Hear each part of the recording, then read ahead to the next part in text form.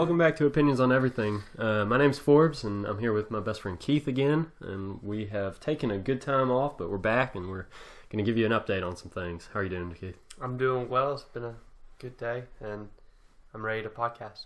Okay, well, that's great. So we are now in early 2019, and so what I wanted to start with was just sort of an update on our lives. Keith has moved from his previous job at Jen and Jack Farms, and he's now doing something new, and I'm going to let him tell you all about it. So I did the apprenticeship learning how to farm with Chris and Jenny at Jenny Jack Farms, and now I have carried that knowledge and everything that I was doing there into the inner city where I used to work at Mercy Med, which is a medical clinic that sees the underserved of Columbus, and I am now introducing a public health initiative to Mercy Med and to the community that Mercy Med is in. So we're doing an urban micro farm, growing vegetables and trying to promote eating more vegetables and fruits and exercise as preventative medicine. Mercy Med's been really good at doing reactive medicine, such as you have the flu, you come in, get Tamiflu, and you get better. Your blood sugar's up, we increase your insulin, you feel better. But now we're really trying to nip those in the buds and build up your body's immune system so you never get the flu. Build up your body's health so you never get diabetes. And a lot of times it's not that simple, but I think that a lot of the disease that we see in America is preventable, and usually the preventable diseases are the most costly, because diabetes, you think about it, it's not something that you just take a pill for, like HIV. Yeah. Once a month, you just take a pill, you get better. Or at least stabilize it. Yeah. You look at any of those diseases, but insulin is, you have to take it every day, every time you eat, or it's just a constant recurring thing, and the toll on that cost-wise is out of this world. Lilly has just made a fortune off of it, off of insulin. But we're going to be growing vegetables, going to be working with schools in the area, teaching education and nutrition to children, giving discounts to people who live in the community, patients of Mercy Med. If you have food stamps or EBT cards, you'll get 50% off at our farmers market. So we're just doing an entire public health initiative. So what led to you wanting to start this? Was it just the seeing the need when you worked at Mercy Med of patients who didn't have access to fresh vegetables and fresh fruit, and the health benefits, and just wanting to push that? So that is part of it. The main thing is I feel like the culture in Columbus is not a food-minded culture. It's not a preventative medicine culture. So yes, we very much so. I want to help this community have access to food and have affordable, nutritionally dense food. So that's kind of what we're doing. But we also just want people in the Columbus community to see that Mercy Med is a stable, nonprofit medical clinic. We're medical minded, and we are investing in preventative medicine. We're investing in what you put into your body 3 times a day. That hopefully that will change some of the cultural thoughts on food. And how food can really be medicine. So the cultural aspect of trying to have people understand Mercy Med cares about food, and then provide nutritionally dense food where it usually isn't provided, and really put it in people's face and make it convenient for them to come and get it. I think it's awesome. How big is the farm? It's about 1/4 of an acre of vegetables, 1/4 of an acre of fruit trees all around our medical clinic. We had Trees Columbus, which is a nonprofit in Columbus that does a lot of trees and just donates trees. As Trees Columbus probably would do. Yeah. And they donate us about 50 fruit trees, figs, muscadines, pears. That's great. So persimmon. And you planted all those already? Yep, we planted those on this past Thursday. So all those are in the ground. I'm trellising up the muscadines. Across the street, we have another about eighth of an acre lot. It's just an abandoned lot that somebody donated to us, or is letting us farm off of the person who owns the building and the lot. So we're doing 21 raised beds. I just seeded 6 beds of carrot yesterday. That's great. Me and Dr. Scarborough and his daughter were out there digging trenches and seeding, and my wife and my dog were there. Izzy's just fertilizing the ground. Yeah, Izzy's fertilizing the ground. And we just had a really good time filling up those raised beds with soil and planting some carrots yesterday. That's awesome. Yep. So if anyone is local listening to this ever and wants to support it, they can go to Mercy Med's website and just give to the farm. That'd help a lot. It's a new initiative, and he's getting a lot of funding from people around the community, but also some organizations and the government, some grants he's applying for. So any bit helps, and we'd love to see that keep succeeding.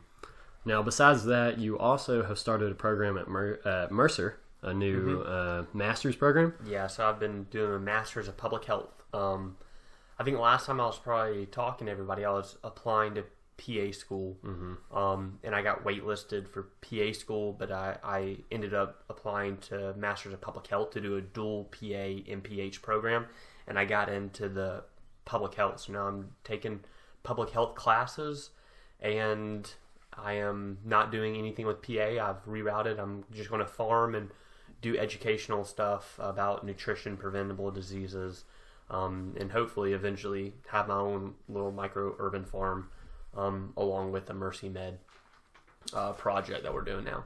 Well, congratulations on Thank that. you. You also moved.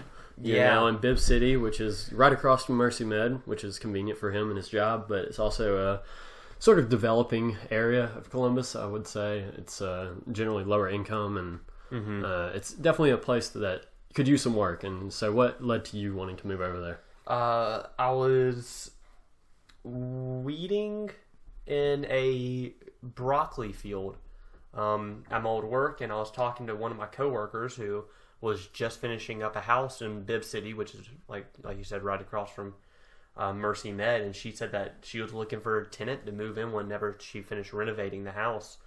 And I was like, well, this is a great opportunity. It's going to be right across from where I used to work. At that time, I didn't know that I was going to be working there. Right. But they fixed it up nice, and they said that they'd give us a discount. So since the rest we were is friends, history. the rest is history, and it just ended up that I started working at Mercy Med after that because I had a relationship with them. But it's really awesome. Our neighbors were peddling heroin out of their house for a while. They've since been removed from the home. They got evicted, and now we have another tenant that lives there. They don't have any electricity in their house, but they like to drink 15 Keystones a day, and my other neighbor likes to drink about 3 tall boys of Coronas every day. But I played basketball with them and played hopscotch with their kids, and we have a good time. Yeah, it's a nice little community. They live down at the end of a little inlet road, I guess. It cuts off the main road and just goes in. And him and his neighbors, they seem to have a good community and good bond so far. Yeah, it's been good. Crazy, but good. And the biggest news, you don't have to go too far into it, but you're having a baby. Child. Woohoo! Yeah. We don't know, boy or girl, correct? No, we do not know, but my wife and I are going to have a kid and due in June 28th. That's awesome. So we can't podcast June 28th. That's fair. We'll postpone since we've postponed so long already. Yeah. So, new job, new major, new home, and new baby. Yep. It's a lot happened in 2018. Yeah, 2018 was definitely a big year for me. Yeah. Going into 2019. And my recap for 2018 is going to be a lot like 2017. I'm in a job. I'm working in the Community Foundation still with Keith's wife as my coworker, and we're doing some good charitable work around Columbus.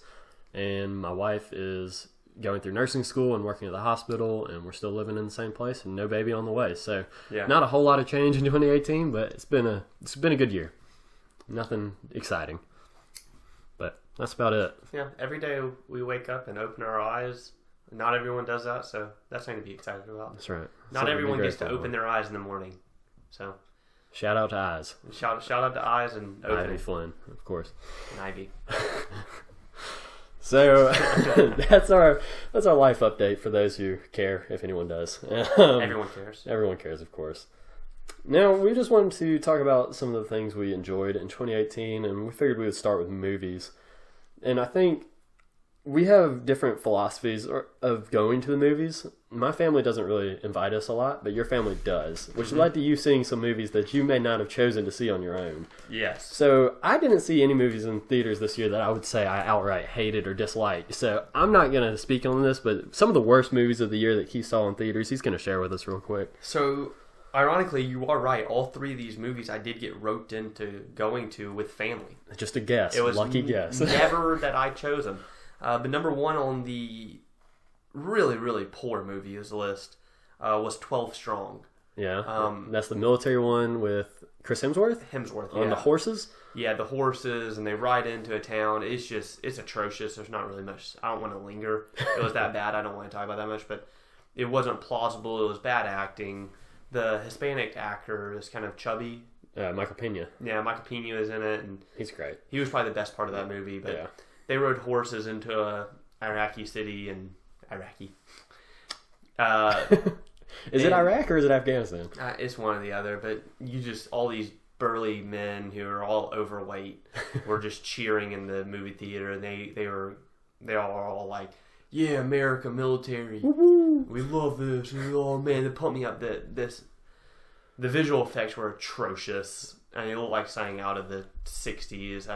I'm sure it was a pretty low budget movie, a typical sort of base action movie, but it had to be low budget, and it wasn't even feasible. And who rides a horse into the middle of the city?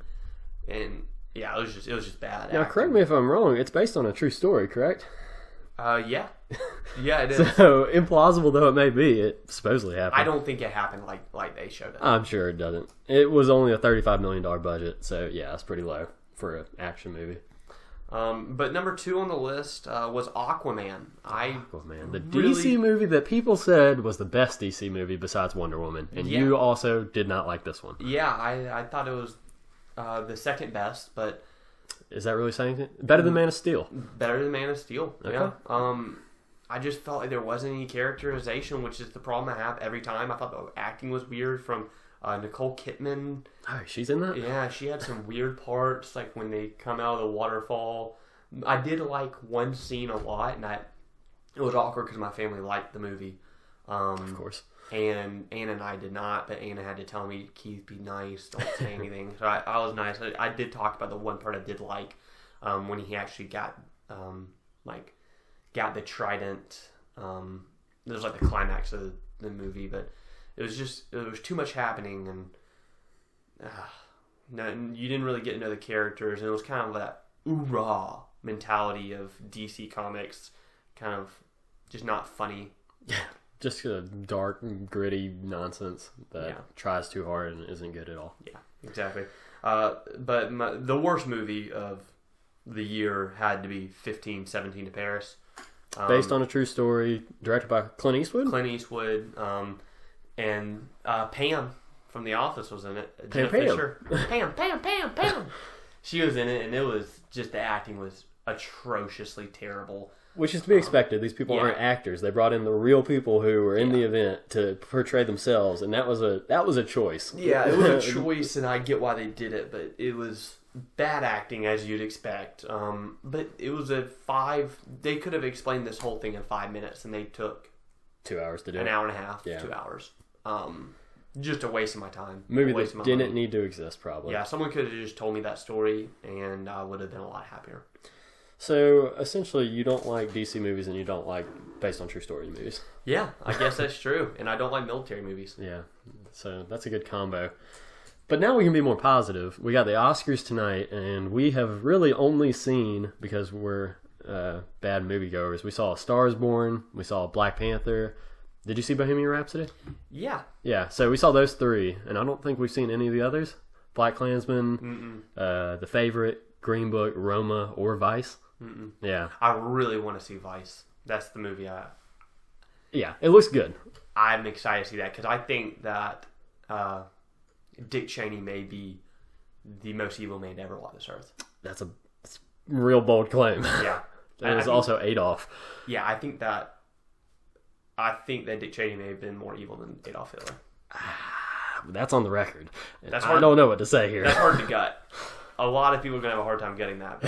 But if you look at the divisiveness, just how he profited from war, forcing us to go to war to kill millions and desensitize a nation to other people. When we hear from our religion, don't murder, don't profit off of unjust causes, and it was just he was manipulative. Put us in war because he was the CEO of the biggest oil company, or he had giant ties with oil companies. We went to war basically for his company, and he profited off of it, and it is despicable. And I think it's very, very poor. At least Adolf didn't. You can't justify anything. We're not going to defend Adolf Hitler on this podcast. Him or Mussolini or any of them, but I think it was the same evil. Yeah, evil is evil, right? And what's crazy is that we got bamboozled, and people still think, oh no, he was just the vice president for Bush. No, he was a lot more. He was a lot more. So we want to see that one. It was directed by the same guy who did The Big Short, which was a good movie. Really good movie. So I'm excited to see it. Yeah. He also did some old comedies, I think Step Brothers and Anchorman and stuff like that. So that's fun. What was your third favorite movie of the year? So my third favorite of 2018 goes to Avengers: Infinity War. It's the best Marvel movie. When I did my rankings, it's my favorite. It is the culmination of everything. I'm excited for Avengers 4, of course, but I thought the third one took a lot of bold risks, and even though me being involved and knowing these things, I know there are other movies coming, so the ending was not as powerful as it could have been if I didn't know that there was another Spider-Man movie already coming out and stuff like that. Yeah. It was a really bold move for them to do, and I thought that it was great all around. It somehow managed to manage all those characters in a single movie without being overwhelming or too crazy. Yeah, that was probably my fourth favorite movie of the year. My third favorite was Black Panther. Yeah. I thought that Black Panther was really different and fun, and just a really funny at points movie to watch. And with the cool superhero, Black Panther was awesome. I thought that the actor who played him was likable. I thought Michael B. Jordan was a good villain. Great villain. Misunderstood, but still a good guy and a bad guy at the same time. Yeah. He was a good guy. That was the bad guy. There was a lot of really powerful racial undertones to that movie, obviously, and I love the movie too. I personally preferred Avengers 3, but because I felt like Black Panther fell apart in the third act. The fight outside was a bit much, and the fight between the two Black Panthers was kind of fake looking. But besides that, it was a good movie, really good movie, and I'm happy I saw it. It wasn't as good as Logan, but it was good. Man, Logan's a great movie. Logan's probably one of my favorite superhero movies ever. All right. That and Dark Knight. Well, of course, The Dark Knight. Number 2 for me, Bohemian Rhapsody. Really? You liked Bohemian Rhapsody that much? I did. I got into it. I thoroughly enjoyed it. I liked it fine. It was so much fun. It didn't do anything. It barely had a plot. Well, it did have a plot. I mean, their rise to success. Just skipping from scene to scene. The music was fun, and I didn't know their Queen's music all that well. I knew some of their songs, but when they played some of them, I was like, oh man, this is awesome. Yeah, Queen's great. And then the final scene with the entire audience. The Live Aid concert, yeah. Yeah, the Live Aid. And it was awesome. He had HIV and still overcame it and performed, right? Yeah. It was just great. And you had the whole stadium just rocking. That was fun. It was just a fun thing to see. I really liked it. I did not think it was top 5 worthy or even top 3. He had a good performance, but I don't know. It just felt a little shallow to me. It didn't feel like it had much heart to it. I like Freddie Mercury. I love Queen, so it's fine. My number 2 was Spider-Man Into the Spider-Verse, the animated Spider-Man movie. Never saw it. I heard it was phenomenal, though. Yeah, it was phenomenal. Best anime movie I've ever seen. Top Lion King, top Toy Story, topped them all. It was the best superhero movie of the year. Better than Avengers 3. It had heart. It had a lot of good messages in it. It empowered people. It was a really unique take on the superhero genre, and I'm so glad Sony managed to get away from their own butts and let somebody with talent make a movie. Because Amazing Spider-Man should never have happened. Amazing Spider-Man 2 should have never happened. Mm-hmm. So this was a really interesting step, and I'm glad they took it, and I can't wait for more. Miles Morales was awesome, and all the characters were great in it. Nicolas Cage was hilarious as Spider-Noir. He was great. And that's fine. I can't recommend it enough, honestly. If you haven't seen it, go support it. It was Would you say special. It's the best Nicolas Cage movie ever made? Well, no, because he's a national treasure. Yeah. National Treasure is fantastic. So my number one movie was A Star Is Born. I just loved that movie. I thought it was fun.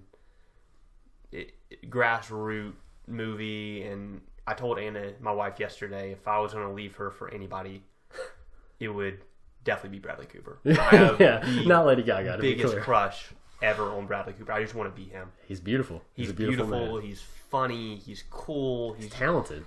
He's a triple threat. He does it all. He can dance. He can sing. He has great hair. So I love Stars Born also. It would probably be in my top 5.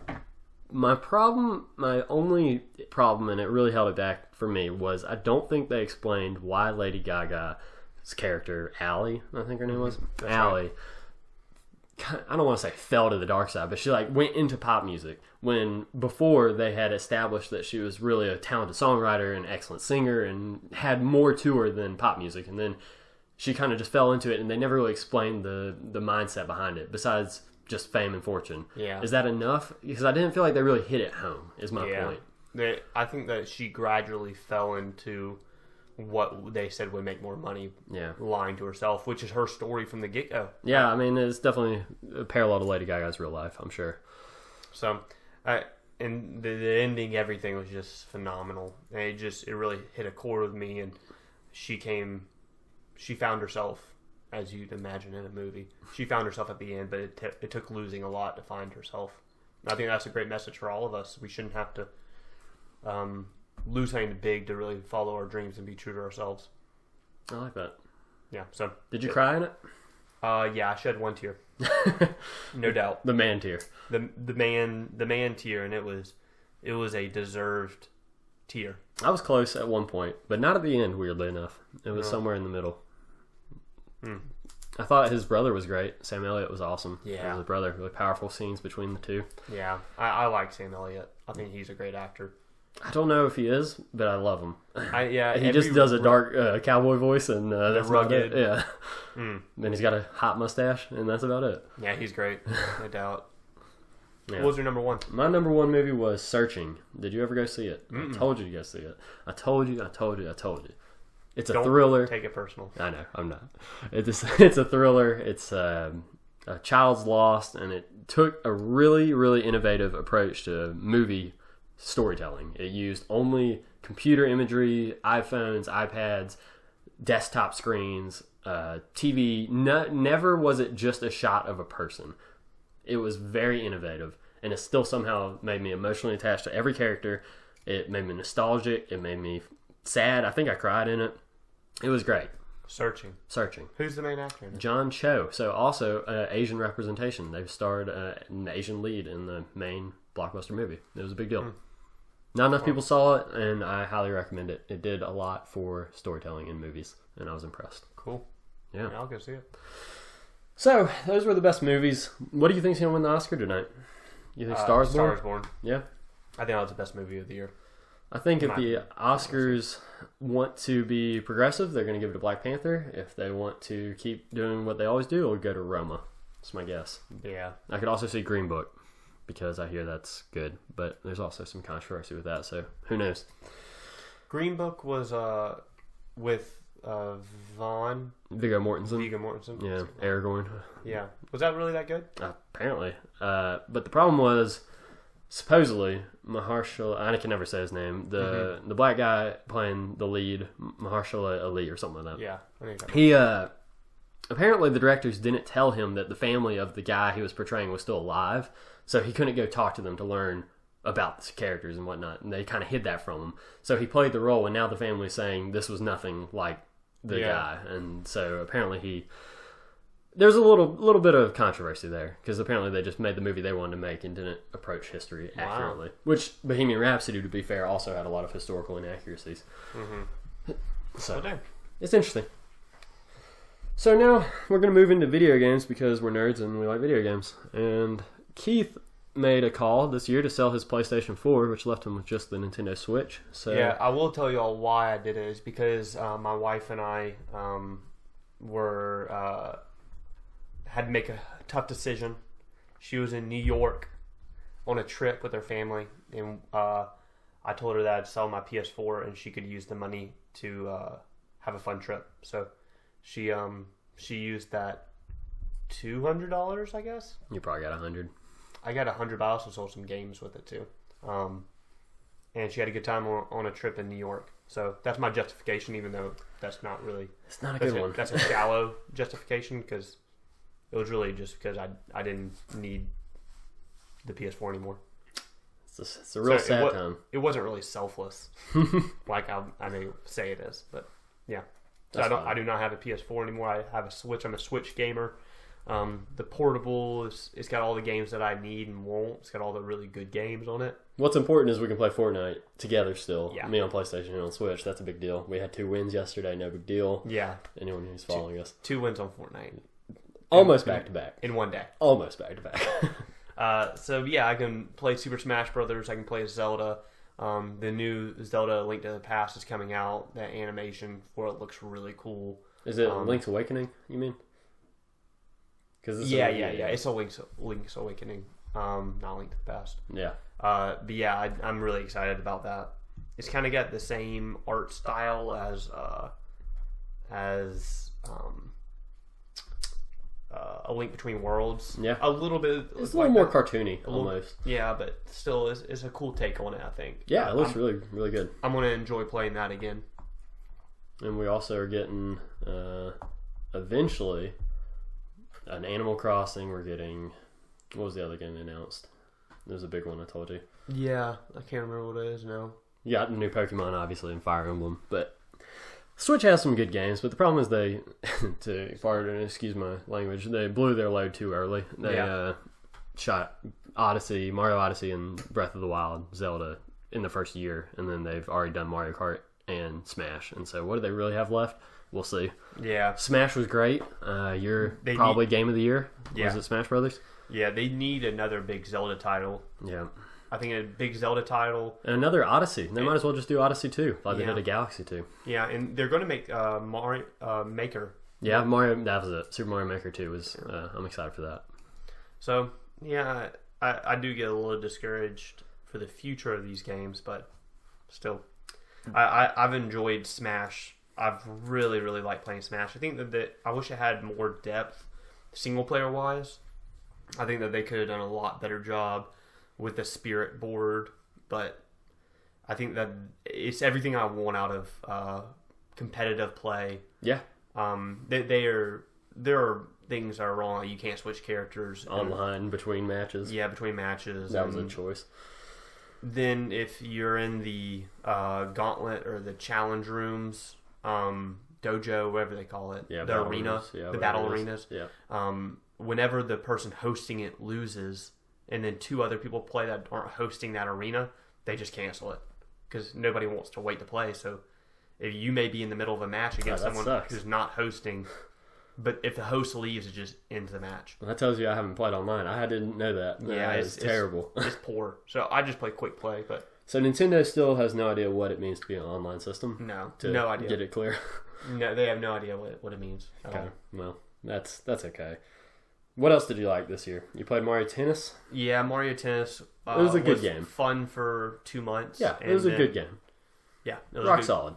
Yeah, it was a solid game, but again, they don't know what it means to be an online.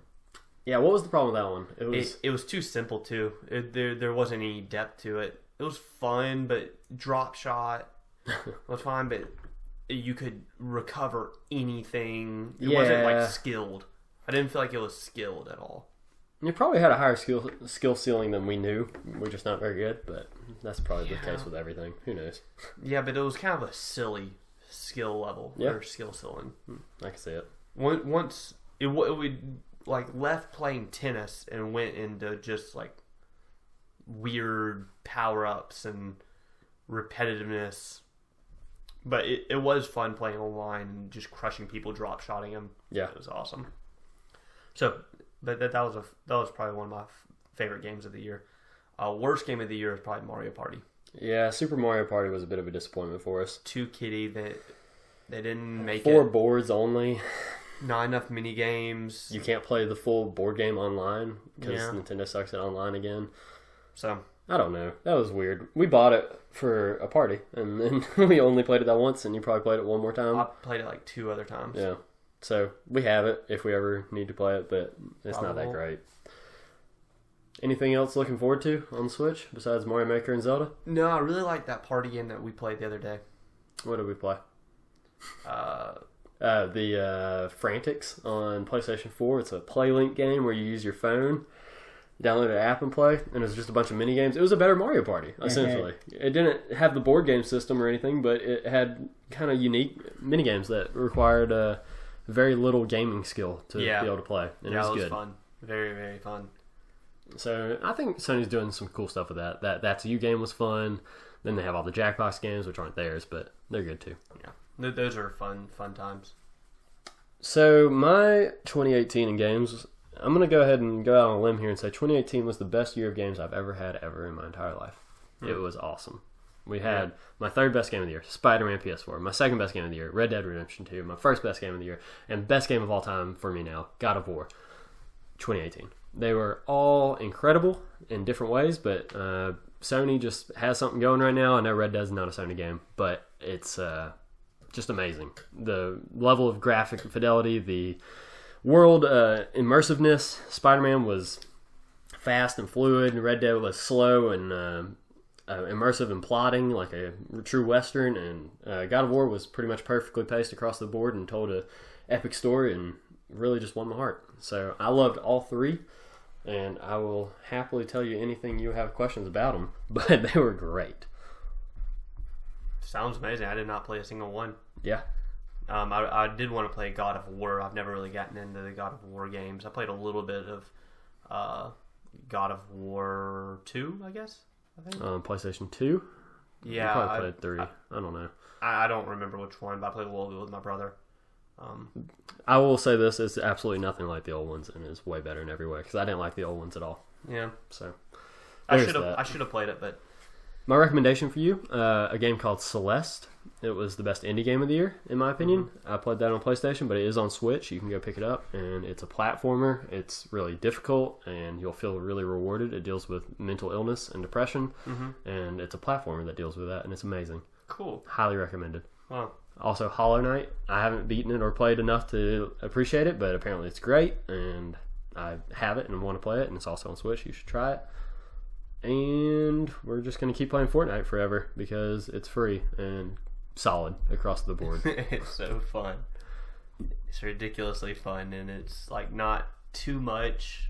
Like, yeah. It's really amazing to me that they've been able to keep it going for so long and stay popular. They have this new game, Apex Legends, we've talked about and you've tried, and it's definitely taken some of the fire out of Fortnite, but I would not be surprised if Fortnite comes back with something awesome and just brings it all right back. Yeah, when Season 8 drops, I'm sure they'll do something fun. Even the hoverboards are awesome. They're just on top of it. They had an in-game concert with Marshmello, who's like a DJ dude. 10 million people got on to play and watch that. It was nuts. I mean, it's crazy. The week after Apex came out, the Saturday, they still had 7.5 million players playing at the same time, regardless of that. Are you saying that Marshmello was they brought his avatar in and they did a concert, and everybody met in this one place where they had a concert stage, and then they just had 10 minutes, no guns allowed. Everybody just sat there and enjoyed a concert. Gosh. They turned off gravity and did like crazy jumps. You could do flips and dance, and then they did fireworks. It was cool. Go watch it. Amazing what they're doing. How are they doing that? They're just so, before you even know you want something different, or something fun, they just hit you with it. They just do it. And you're just surprised. That is so cool. Yeah, it's really cool. First time, I mean, obviously. Who thought of that? Who thought, let's bring in Marshmallow? Yeah. And have a concert in a game. Just a live concert. It's crazy. And I know they have like challenges, like make your own dungeons and glide through them. And yeah, we haven't even tried creative mode, but there's so much to that game we haven't even touched. Yeah. We really should probably try it at some point. It's probably really fun. Yeah, so like I said, games were great this year, and I'm going to keep playing them. My disappointment of the year already, 2019, was Kingdom Hearts 3. The heartbreak of a lifetime is that it's 15 years too late. I'm too old, and I don't appreciate it at all anymore. I sold it already and didn't beat it. Wow. Yep. I played through the first 3 or 4 worlds, got to Tangle World, and I'm like, I don't even like Tangled or Frozen or Big Hero 6. I haven't seen any of them, so why do I care to play their worlds? I'm out. Wow. Yep. So that's really sad. But I am playing Assassin's Creed Odyssey, which came out last year, and it is excellent. It's kind of like a guilty pleasure to some degree, because while it is a great game, it's also very gamey. It doesn't have any sort of modern... Well, it's not like Red Dead or God of War, where it's telling this beautiful story, and it's trying to keep you immersed. It has things like you pick up a new gear, but you like the look of your old gear, but the new gear has better stats. You can make your new gear look like the old gear. Like, that's not immersive. You picked up a piece of armor and you can change it to look like the other armor. Yeah. But it's cool, and it's just kind of fun. So I can make my girl, it's Cassandra, look like Wonder Woman if I want to, and it's fun. It's set in ancient Greece. It sounds like fun. Yeah, we're having a good time with it. So, next we're going to talk about sports, because Keith is a big soccer/football, F-U-T-B-O-L, football, fan. And Atlanta United is our new team. They've been here 2 years now. Yeah, 2017 was their inaugural season. So they're close enough to Columbus that they're kind of a hometown team, essentially. And Keith's a big fan, so tell us all about it. Yeah, I've been lucky enough to go to probably 4 or 5 of their games and had a really good time at the Mercedes-Benz Dome, the new stadium for the Atlanta United football team. Yeah. And I just want everyone to know that that's not the Falcons' home. That's Atlanta United's home first and That's foremost. right. That's right. Arthur Blank is a bigger Atlanta United fan than he is. Is he the Falcons owner fan. of the stadium? Gotcha. Oh, good old Home Depot boy. That's why I go to Home Depot instead of Lowe's to support Atlanta United. That's ridiculous. No, I don't. I go whichever one's closer. Yeah, of course. But they just traded Miggy. Miggy had a great game yesterday. Miguel Almiron, he was kind of the Paraguayan superstar, 25 years old, our age. Why'd they trade him then? Oh no, he's too good. They couldn't keep him? Yeah. They couldn't afford him, essentially? Yeah, he just got the biggest deal that Newcastle's ever has given since the 2004, I think. So is he the biggest star to come out of Major League Soccer? Yes, easily. And we've already lost him. I mean, he got bought out. I mean, that's what you'd expect. I don't follow soccer and how it works, but that seems like we didn't have him under contract for a long enough time to keep him. We had him for 2 years. I mean, we got him from Argentina. Yeah. He was playing for River Plate, I believe, in Argentina. And then when the coach, who was a USA coach and Argentine national coach, Coach Messi of Barcelona. Coach Messi? He coached Messi. Oh, coached Messi. But yeah, he came over and has just did a great job. So with him, we won a championship, correct? Yeah, we won the 2018 title. So why is it that Atlanta didn't find the money to keep this guy if we won a championship? Because we couldn't pay him. He got $21 million. And we couldn't find $21 million to give to this guy? But we did get P.T. Martinez, who just came from River Plate, which is the Argentine team that won their title this past year. Cool. And he's now the new superstar for Atlanta United. But we kept our core. We kept our core. Martinez, who won the Gold Boot last year, shattered the record by 5 or 6 goals. Nice. For the most goals scored in a single season. He won Player of the Year. That's awesome. And we kept basically all of our players. Parkhurst holding down the defense, and Remedy, who is a mid-season add-on, did great. We kept Nagby, who's came from the Portland Timbers at the beginning of last year, and he just was a really good holding midfielder. And then we have Gressel, who's, I don't love Gressel, but I like Gressel. Julian Gressel, he all he does is cross the ball in and connect with Martinez, who finishes every shot.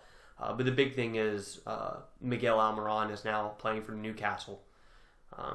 And I just wish that Miguel was back, but apparently PT Martinez is the real deal, and we'll see how he does. They just played 2 days ago, and they play again this upcoming Thursday, or I guess they played this past Thursday. They play again on Thursday. So, do they have the talent to win again? Yes, this year. Yeah, I think they're still the best team. Still the front runner in your mind? Yeah, I think that if PT Martinez is as good as they say, and Barco is like a 17 or 18-year-old phenomenon. Okay. From Argentina, who came on this past year. He wasn't as good as we thought he'd be.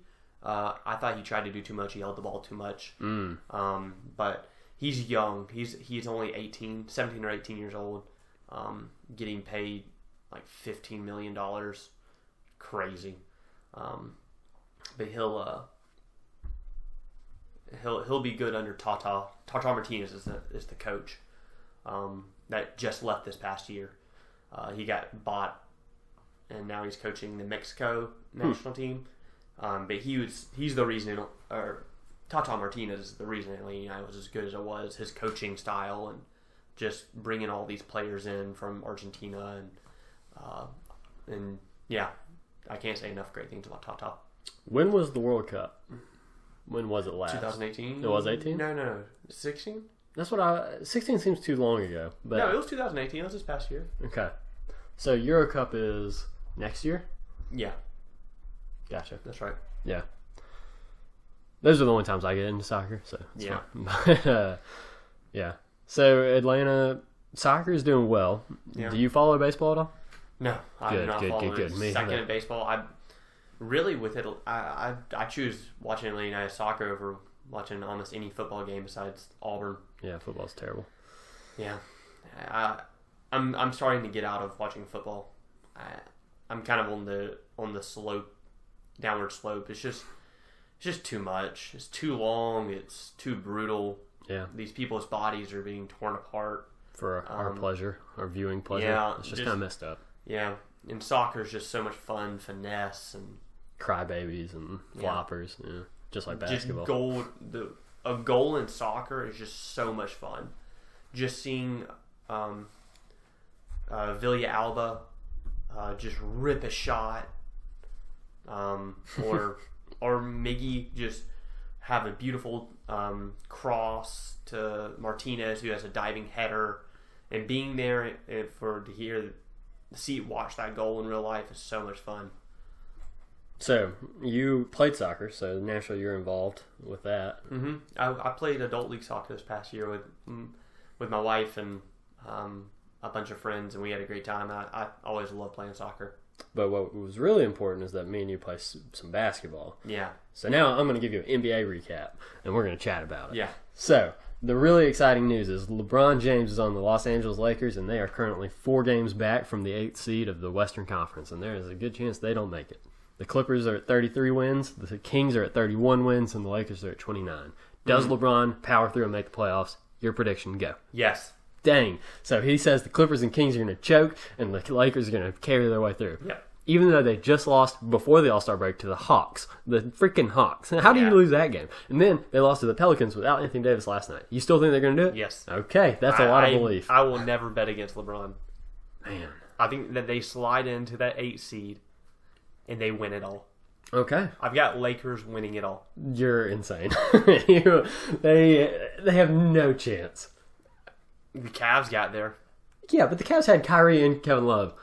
I mean... And then last year, they didn't have Kyrie, but they still had Kevin Love. They had Thompson. Thompson was their second best player on the team. Kuzma is... Thompson was not the second best player on their team. Kevin Love was the second best player on the team. Kevin Love is garbage. Kevin Love is a good guy. And That's he about it. might be good at basketball sometimes. Sometimes. All right, so LeBron makes the playoffs and wins the championship Yep. over the Warriors That's my with prediction. 5 All-Stars. Yes. Not this year, but 5 past All-Stars. Okay, so do the Spurs keep going and make the playoffs? They're currently tied with the Clippers and the Jazz with 33 wins. Do they stay good enough to make the playoffs? No. They fall apart and miss the playoffs for the first time in like 26 years? Yeah, I think so. Okay. I think they're going to fall apart. Do the Rockets win anything in the playoffs with James Harden being the one-man show that he's currently been this year? Yeah, they're going to make it to the semis. Wow. Not the conference finals, just the conference semis. Yeah. So they'll win the first round, lose in the second. Yeah. Okay. Does the Thunder keep being awesome? Does Westbrook remember how to shoot? And does Paul George keep being a superstar? I think Paul George carries his team and is now He's the face of the franchise. MVP. You think he wins MVP? Yeah. Over Giannis and over James Harden? Yeah. Okay. I think you're right over James Harden. I don't think you're right over Giannis. Because Giannis's numbers are just... Currently number 1 in the East, the Bucks. They have the best point differential. They are winning games on average by 9.7 points, which is 3 points higher than the next best, which is the Warriors at 6.8 points per game. Wow. So the Bucks are the real deal. Giannis carries that team. I mean, there are a lot of good players on the team. Middleton's great. Brook Lopez is good. Eric Bledsoe's good. They have Mirotic now. Yeah, they got a good team. But Giannis is the lifeblood. You just can't stop that guy. Do the Raptors, who are currently in second at 44 wins, pass the Bucks, who are in first at 45 wins? Do the Bucks kind of slow down going in, and do the Raptors take first seed, or do the Bucks keep first seed? Bucks keep first seed. But, I mean, I won't bet against Lowry and Kawhi. Yeah. Do the Celtics figure out how to play basketball again? Because for whatever reason, with one of the more talented rosters in history, they suck. I don't like Hayward. Hey, Hayward is coming back from an injury, and I like Hayward a lot, and he's barely even playing, so it's not his fault. I don't know. I just don't love that team. They don't love that team. That's the problem. They seem to not like each other at all. I love Irving. Yeah, you like Kyrie, and Al Horford's great, and Jason Tatum's fine. Yeah. So they're kind of a disappointment. Do the 76ers win it all in the Eastern Conference once we get to the playoffs? Now that they have Tobias Harris, Joel Embiid, J.J. Redick, Ben Simmons, and Jimmy Butler as a starting lineup. No. They don't win the Eastern Conference? No. Who wins the Eastern Conference? Raptors, Bucks. You think the young Bucks are going to be able to keep it going? Yeah, I do. Okay. They're not actually that young. It's just Giannis who's young. But he's the definition of the team. So you think Warriors lose to the Lakers, first seed, 8th seed. Yeah. And then the Lakers win it all? Lakers over Bucks. Yeah. You heard it here first. That's Keith's prediction. He knows a lot about basketball. You're going to want to watch closely to see if he's correct. Lakers beat the Bucks in the championship by 4-game sweep? It goes it goes all the way. But that last game, LeBron hits the buzzer beater. Wow. Walk off. And he retires. He never plays again. Yep. No, not that far. But yeah. I will never bet against LeBron. Man. But you're gonna bet against Curry, Clay, Durant, Draymond, and DeMarcus before I bet against LeBron. Man. Even though I do think that the era of LeBron James is over. Yeah. After this year. Okay. After he wins as the Lakers, and we are now in the era of KD. KD's 30, 31 already, so Kevin Durant is... He's gonna have 2 years of being the best player. Yeah, and I think that he'll go down in history as a Magic Johnson level. Okay. A really good superstar. Really good superstar. Possibly, like, you could put him in the debate as best player. Top 10 player. Yeah. And you could insert his name, like, yeah, he could be the Magic best. Johnson's pretty good. Yeah, but then you get to the Kobe and the Michael Jordan. Kobe doesn't stand a chance. If anything, it's Kareem, Michael Jordan, or LeBron. Frankly. And then, yeah, you just tease. LaMarcus Aldridge, obviously. Yeah. So, let's make predictions for free agency real quick. Does Kevin Durant stay with the Warriors? No. Where does he go? The Knicks? There's a lot of rumors tying him to the Knicks. There's a lot of rumors saying Kyrie Blazers. And Kevin Durant go to the Knicks. The Blazers. Yeah. Not a chance in H-E-double hockey stays does Mr. Durant end up with the Blazers. They don't have enough cap space. They can't afford the guy. Unless he comes in for like less than $1 million, he ain't making it. Who did that? Didn't he do that? Isn't that the reason he got to the Warriors? He took a $5 million discount. He's still being paid $25 million, so yeah. But yeah, he would have to take a real big pay cut to come fit on the Blazers. Don't get me wrong, I'd love it, but... And Draymond said, we don't need you. Yeah, they need him. They need him because Draymond's terrible this year. Yeah. And Cousins is not going to stay. And Boogie, why did Boogie ever go there? Why not? Get a ring. He was coming back off an injury. Mm-hmm. Apparently the Pelicans disrespected him. Does Clay go to the Lakers? Or does he stick with the Warriors? Oh, man, I'd love Clay on the Lakers. It would fit real well. Oh, my goodness. He's tied to L.A. His dad played for L.A. He's from L.A. There's a lot of chances he goes. Oh. Is the Warriors dynasty over after this year? Yes. That's what I'm asking. Yes, it is. But being on the same team with LeBron and being able to shoot... Yeah. That's all LeBron needs. Someone who can actually shoot that well. Oh, gosh. I would love that. That's my new favorite thing.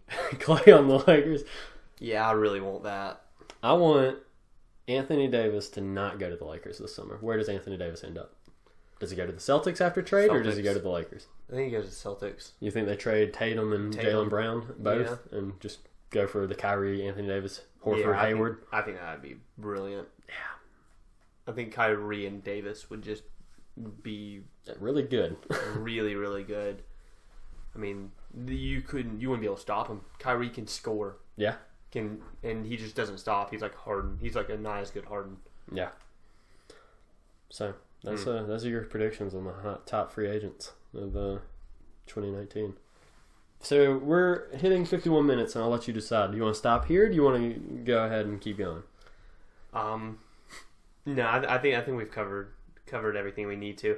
We can do a really quick rundown on the very last question. The last question is a little more intense and a little more in depth, but if you'd like to just let's just hit it quick and all right, let's just give a quick yes or no answer to the question. I'm going to ask a question. You give me yes or no. Yeah. Is religion dying in the United States? Yes. Is religion dying in the world? Yes. Is religion dying? Yes. Okay. Because we have made religion into our own image, and man can only die. No one lives forever, and since we are making religion in our image, religion will die too. It'll follow the same fate that man will fall. Catholicism, that the same route Catholicism had in Europe. Protestants in America will follow the same thing, and it's going to be really sad. Yeah. Because I think that we have just really debacled. Really put our fingerprints all over it and ruined it. Yeah. And yeah, that's it. How much longer do you think it'll take for young people to not be religious at all when it comes to polls? You know, like every year it's like the atheism level goes up. You think 10 years no one even claims to be a Christian or anything Jewish or Muslim? No, I think it's going to take 20 to 30 years. Yeah. But I think by that time we get 2 more generations. Because our parents' generation started it. I mean, they were still, everybody was a Christian, but then you still had the hippie era, the 60s, free loving and all that, and it just kind of moved away from it. Yeah, and I think that we're going the same route. And I think it's just going to be like just straight agnostic. It's going to be the religion of us, where we worship ourselves and make ourselves priority, which we're already kind of in. So I think that we're going to be very... Going. It's just... It'll fall apart. Yeah. Because there's no validity to that. It's going to be widespread depression. Yeah. Yeah. Vanity's a dangerous thing. Pride's a dangerous thing. Because it's hollow. Yep. And it's empty, and it only leaves you empty unless you're serving a higher purpose, which I think... Yeah. That's kind of depressing. Yeah, it is. But it's up to us to make sure our own kids, if we ever have kids, in my case, but you have a kid. Yeah. They know the power of the Lord, the love of the Lord, and that you're going to lead them in the right way. And then when we have... Like I told you the other day, I was watching a video in a church who brought in a evangelist, and it was just a straight crapshoot of a sermon of the prosperity gospel. Yeah, it was just straight prosperity gospel. Some prosperity gospel, some fire and brimstone. Yep. Dogmatic, authoritative. We are right. If anybody questions this, they're wrong. It's dangerous. Very dangerous, and I think that's creating God in your own image, that's the religion that will die. I don't think Christianity will ever die. Yeah. Christ won't die, but the religion itself will. And there won't be established churches or anything. Yeah, I think that so many people have been burned by the church, by the judgmentalness of the church about, that it's just going to fall by the wayside. It's kind of crazy to think about, especially in Columbus when we have 6,000 churches everywhere. Yeah. But I think you're right. I think we're moving that way. I mean, obviously we're in the Southeast, so we're going to be behind the rest of the country as they continue their progressive and liberal ideas of moving away from religion, and eventually we'll catch up and join them. Yeah. Not that that's right or wrong. It probably is wrong, but we're... That's the trend that I see, and I don't want that, because I love the church. And yeah, there's a lot of value in the church. I think that when outsiders look at the church, they just see people and how bad people mess up. And you will not have people coming to the church unless the church preaches a message of love and inclusion, which usually Christianity, in the hands of man, tries to put the law in between us and Jesus, saying, if you follow this law, you can get to Jesus. Instead of putting Jesus between us and the law and saying, if you get to know Jesus, then you can have the law, and then you will follow the law. And when you put the law in between us and Jesus, it's a judgmental game, and it doesn't preach love. You're separating yourself from the Lord as well. So you just need to find Jesus in order to obey the law. Yeah. And I just read this book recently, Hallelujah Anyway. Hallelujah Anyway. Hallelujah Anyway. Gotcha. And if anybody reads it, I won't spoil anything about it. But it's basically a writer, poet, and her message is Hallelujah Anyway, because everybody's messed up. Everybody's effed up and wrong, and you just can't be dogmatic, and you just have to be inclusive and show mercy. She had a really awesome quote that mercy is letting somebody out of jail and they don't deserve it, and then finding out that person is you. And that the name of Francis of Assisi said, the name of God is mercy. That we're just showed mercy over and over again. One of my neighbors recently gave a lottery ticket to a homeless man in a wheelchair. I knew the homeless man in a wheelchair, and I knew that this $20 lottery ticket was going to be spent on beer. I've worked with this guy before. He's asked me if he can work with me, but my neighbor just gave him it just out of charity, and then came to tell me that he gave this homeless guy $20 basically. But after giving him, he stood by me and we watched this wheelchair man come out of a gas station with beer. And my neighbor, who drinks 15 beers a day, was pissed off that the guy spent this money on beer when he told him, use this $20 and save it and spend it on food and necessities. But the guy spent it on beer. And my neighbor didn't give out of love and didn't show any mercy. But I told my neighbor, I said, I am just as effed up as he is, and I'm just better at hiding it. But a lot of people just don't show mercy to other people. And it was just a sad scenario. And I think that we've taken God's money, and we have been told to not spend it on vanity and pride, but we spend it on pride. But Jesus watches us walk out of that gas station and says, it's okay. Yeah. Forgiveness is there always. You're forgiven. So he ransomed us. He gives us $20 lottery tickets. Tells us to use it for his kingdom, for something that isn't fleeting like the religion we've created today. But every time we just spend it on ourselves. And then we come out of the gas station and we're shown mercy again. So unless humanity and people get back to that showing of grace and forgiveness and mercy to their fellow man, religion's going to die. Yeah. That's essentially it? Yeah, very much so. Because it's a hollow religion once you get to the prosperity gospel. Yeah. It's all about the money and the materialistic and improving your own life. And not even improving your own life, because you're really not, but putting on the image of improving your own life. Yeah. Money is so useless in terms of making happiness. So yeah. Well, thank you for joining me. That's typical opinions on everything. We went from video games and sports to talking about religion dying. We got pretty serious. So. Yep. Thanks for sharing, and thanks for listening. We will be back hopefully sooner next time. We're going to try to get back on a schedule and do this more seriously. So thank you so much. Thank you. Bye.